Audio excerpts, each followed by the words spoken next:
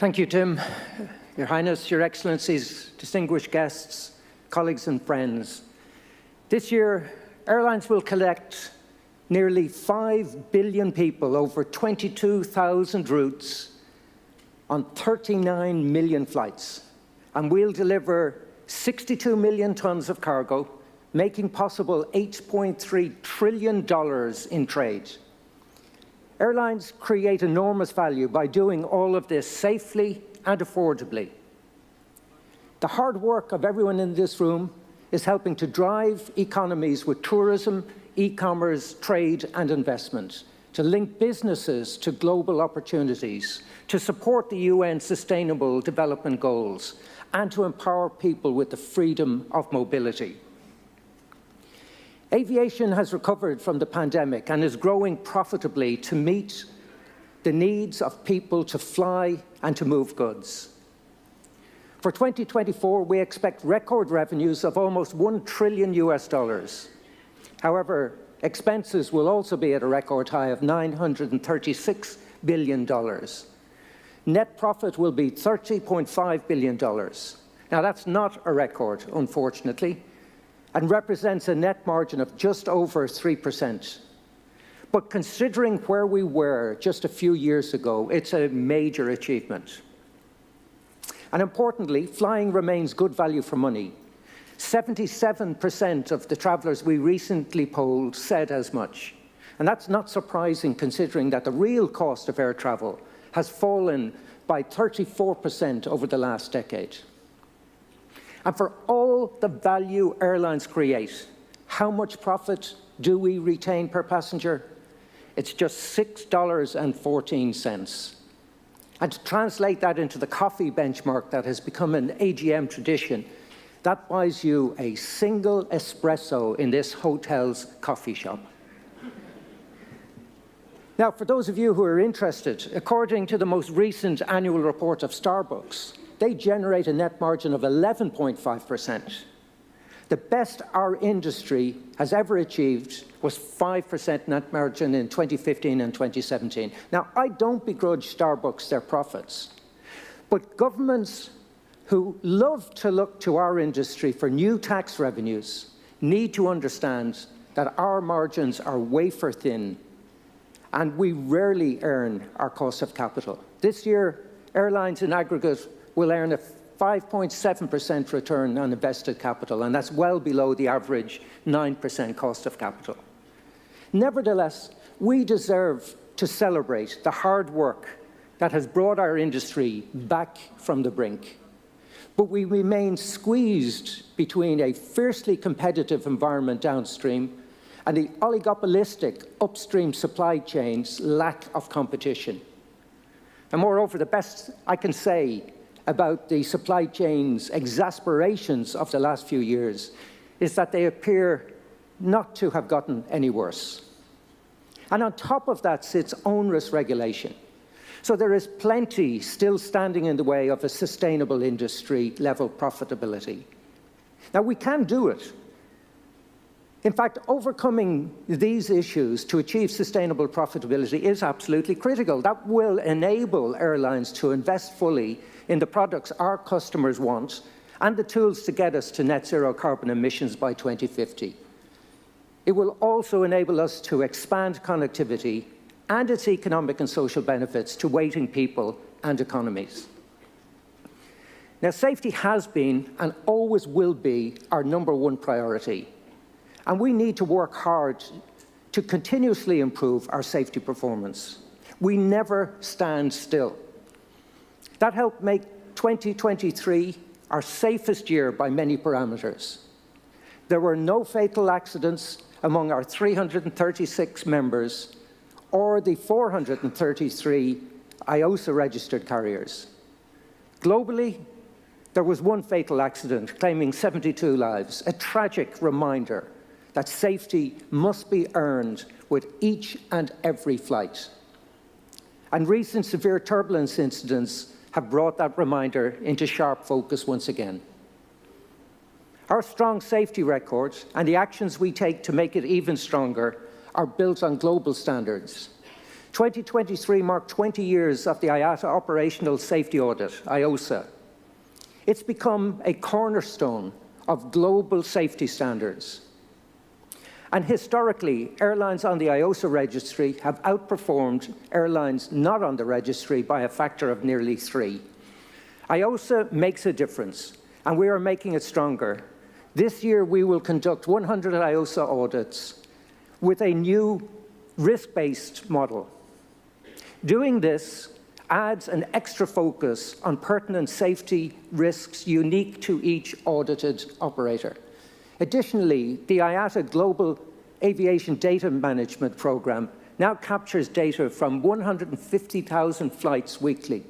And applying developing AI capabilities to this data will give us even more powerful insights on safety.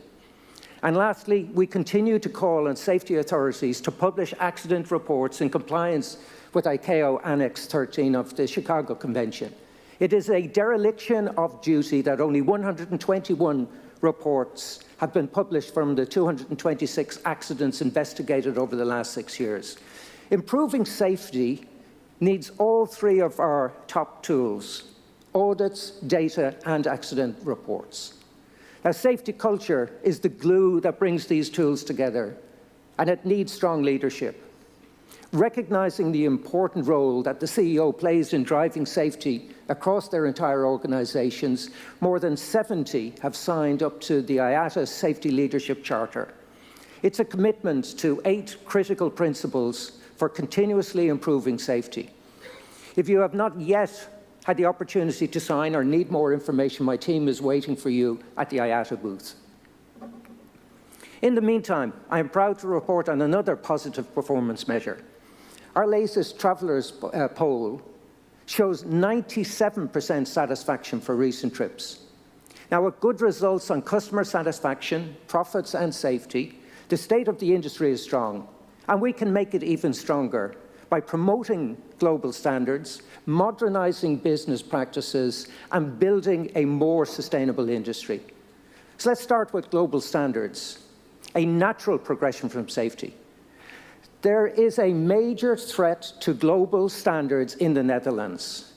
The government wanted to permanently cut Schiphol's capacity by at least 40,000 flights annually, ostensibly to address noise concerns. Now, that is a bad choice for a trading nation whose prosperity is linked to connectivity, particularly when where there is a global standard to address noise. ICAO's balanced approach was agreed in 2001. It's enshrined in the Chicago Convention and carries the weight of law in the EU and elsewhere. The Dutch paid no heed to it in their politically motivated efforts to cut Schiphol's slots without consultation. And they had no concern for the worldwide airport slot guidelines, a global standard that was never intended to accommodate such a retrograde and illegal action. We protested, and when the EU and the US joined, the Dutch backed down. Now, it was clear that allowing the Dutch to go rogue on global standards had the potential to create a retaliatory mess. We cannot let governments forget that critical fact. We must remain vigilant. The Schiphol file is not totally closed, and the Belgian authorities appear to be trying to do something similar. Efforts to change airline corporate tax reporting at the UN Tax Committee and the OECD are further examples of endangering the effectiveness of global standards. Currently, airlines pay corporate income tax at their headquarters location. These proposals would have us file in each and every market where revenue is generated. Now, the move is provoked by frustration with how shipping, not aviation, uses flags of convenience to find friendly tax regimes. Now, that's fine, but that is no reason to change the effective way aviation pays its corporate taxes, fully in line with ICAO standards. There is no leakage today, and there is nothing to gain from changing the system. For governments, it would just mean collecting less from their national airlines and spending huge effort and money trying to collect taxes from foreign operators. Only the battalions of accountants needed to manage the reporting mess will be happy if this change is made.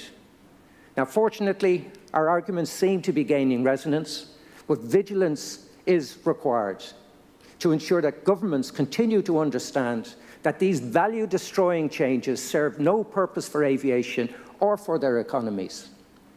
And my last point on global standards is about passenger rights. In August 2023, there was a clear demonstration of the long-held industry position that EU 261 is not fit for purpose. If you remember, UK NATS services collapsed, stranding passengers, crews and aircraft. Now, surely regulators would finally have seen the irony of airlines picking up the tab for care and assistance of passengers on top of all of the costs associated with restarting their operations, when this was unequivocally an air navigation service provider failure. Absolutely wrong. Regulators took no notice. And the copycat regulations that we see cropping up in a whack-a-mole fashion in Asia, the Middle East, the US and Canada. EU 261 is not a global standard, and it should not become one via copy and paste regulatory osmosis. It is the epitome of bad regulation. Over 2 decades, poor drafting of the regulation has allowed courts around Europe to create a monster that has added billions to the cost of providing travel. But it has not had any positive impact on delays or cancellations. EU 261 must be stopped and not propagated. Now let's turn from regulatory frustrations to modernising business practices. You will all be familiar with the benefits of 2 major IATA transformational initiatives. One record is linking participants in air cargo's complex value chain to serve customers more efficiently with a common data model and transparent data exchange standards. And modern airline retailing will serve air travellers better by replacing complex legacy processes of tickets, P&Rs and EMDs with a system of offers and orders that will parallel what most other retailers use. Based on global standards, both initiatives use digitalization, including secure digital IDs, to make customers happier, to reduce fraud, to cut costs, to improve efficiency, and to generate revenue.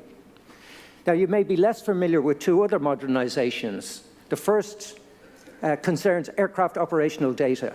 Now, as operators, airlines must know what data is being generated by the aircraft they fly, and they must have access to it themselves and control who can use it.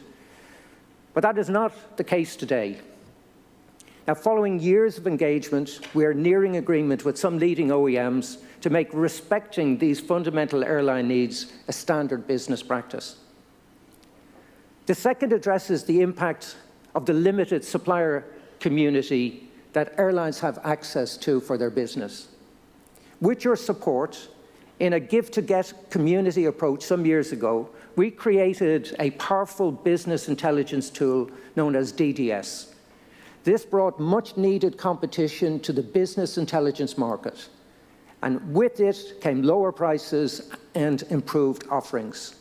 As your trade association, under your direction and with your trust earned through transparent governance processes, we aim to be the most authoritative source of industry data across the whole range of crucial aviation topics. And why do we do this? Well, first, it creates value for the industry by enabling better informed decisions on key topics from safety to decarbonisation. And second, it helps to mitigate the risks of a limited supplier option. A manifestation of that objective is the creation of the schedules database to power IATA's products and services with free access for contributing airlines. It's not a commercial offering, but it is a kind of industry insurance. Knowing that it's there will help keep the data market healthy. Reliable data is mission critical, particularly as we make big decisions on how we decarbonise. Now, achieving net zero carbon emissions by 2050 is existential, not optional. This will impact every organisation associated with aviation. As a result, many net zero roadmaps have been produced, and we recently compared 14 roadmaps, including our own, and found fundamental consensus. All seek to reduce energy use, convert to clean energy sources, and capture any residual carbon. And to achieve these aims, all agree that sustainable aviation fuel, SAF, is our biggest decarbonisation lever to 2050.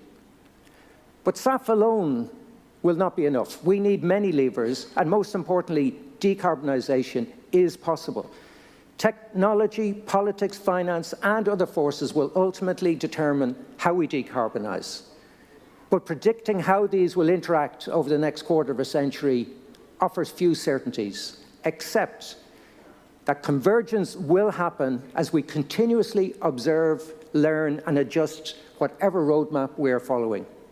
And that we must help governments build an effective policy framework. Now, on this second point, the greatest sellout, without doubt, has been on the single European sky. And that shows how the political agenda can derail progress. Europe's ANSPs convinced a deal-obsessed Belgian EU presidency to forgo the safety, efficiency, cost and sustainability gains for the sake of a grubby compromise.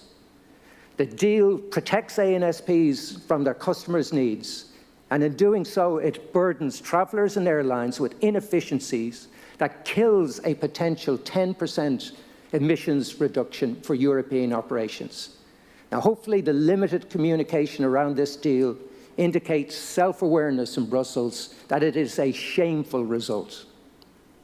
With all that is at stake, we cannot let this be the end of the single European sky story, and we will keep pushing.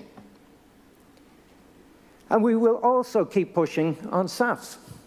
Now, considering that SAF production this year will equal slightly more than 0.5% of our fuel needs, achieving a 5% emissions reduction through SAF by 2030, a target that was agreed by ICAO, is very ambitious. Now, having agreed to that target, and please, it's very important to remember that it's a government's target, it's not ours. We expect those same governments to help make it possible. And to be blunt, governments must now deliver concrete measures to facilitate the exponential ramp-up of SAF that they are calling for, while not forgetting all of the other decarbonisation measures that are needed. We have consistently held that aviation is a global industry that needs global solutions to eliminate our environmental impact. And I emphasize the plural on solutions. Variety is the key.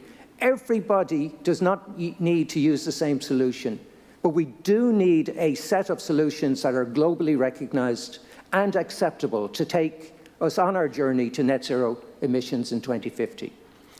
And what are the characteristics of such solutions? Well, first, measures must be science-based. Policies cannot be based on assumptions that might be right, because they could just as well be wrong. That's why Europe's intention to force airlines to report their non-CO2 impacts is putting the cart before the horse. There is scientific consensus that we need further data on humidity to quantify the impact of contrails. And getting that data must be the priority. Second, more taxes are not the solution. Governments spent years agreeing every aspect of CORSIA. It was to be the market-based measure to address international aviation's climate change impact. The ICAO resolution says 3 times that CORSIA must stand in avoidance of a patchwork of measures, and yet there is no end to the parade of fragmented green tax proposals. Most recently, Denmark brought in a new green tax, and Germany increased its travel tax. Now, we need policies that enable people to fly sustainably, not ground all but the rich with taxes. Taxes that will have no positive environmental impact. Third, unilateral measures must not be extraterritorial. We lost years in policy paralysis when Europe tried to impose its emissions trading system globally. It's a mistake that is not worth repeating. Fourth, measures should anticipate what is needed to achieve them. Now, that's not what's happening with CORSIA. Airlines must soon account for their CORSIA credits. Guyana is the only seller with 4.64 million eligible units available. And that's a very small fraction of the 65 to 162 million credits needed. Where are all the other governments that agreed to CORSIA? SAF mandates face a similar issue. Some governments have mandated airlines to purchase SAF in amounts that just does not exist. And where they've mandated SAF production, there are no mechanisms to protect airlines from bearing the costs of supplier failures and penalties. We witnessed this in France, where fuel suppliers are happy to accept penalties for their failure to supply the SAF mandate. They simply exercise their monopoly power and pass those costs on to us, the airlines. Now, this must be stopped. Fifth, measures must have provisions for review and abandonment if they're not producing the intended consequences. Some good ideas will certainly translate into good policies, but many may not. And when a policy has clearly failed, especially when the costs outweigh the benefits, regulators must have the courage to stop and change track. Six, there is no copyright on successful measures. When a measure produces the right result, others should copy it. We'd like, for example, to see more countries replicate the incentive mechanisms for SAF in the US, tax cuts and grants. Since 2021, US SAF consumption increased fivefold, and there's been a steady stream of investments to boost domestic production. And I think results are well worth looking at and worth replicating. Seven, measures should direct capital towards solutions like SAF. The IATA estimates a $400 billion annual overinvestment in fossil fuels. And at that pace, in 2050, we'll have more than double the oil and gas that is needed in the net zero world that everybody is striving to achieve. Policies redirecting some of this overspend to SAF would find a waiting and profitable market. And finally, measures should envision a sunset. The aim is to set in motion functioning markets for decarbonisation solutions. And once that is achieved, they should survive as normal businesses. Now, that's a long list of parameters, but it will prove its worth if it helps governments filter more quickly to a robust set of decarbonisation policy measures. We'll need all the good ideas, measures, policies and initiatives that can be mustered. And if all of this seems daunting, consider the progress already made. We have CORSIA, the only global market-based measure to address climate change. The challenge is to make it work. We have SAF, a proven clean alternative to jet fuel. The challenge is to ramp up efficiently with diverse feedstocks and production methods. And we have a common commitment with governments to decarbonise by 2050. The challenge is for governments to deliver enabling policies. And finally, we have many possible pathways to net zero. The challenge is to promote all of them to move forward. We know that decarbonising aviation faces many challenges. We also know that decarbonising aviation is our licence to do business. And most importantly, we know that decarbonisation aviation is absolutely possible. And that's important because aviation has enormous relevance. Business people count on us to support supply chains and connections to customers. Shoppers count on us to deliver their favourite products. Explorers count on us for accessibility to the wonders of the world. Vacationers count on us for family reunions and scheduled respite. Those who have not flown thirst to see the world from a different perspective.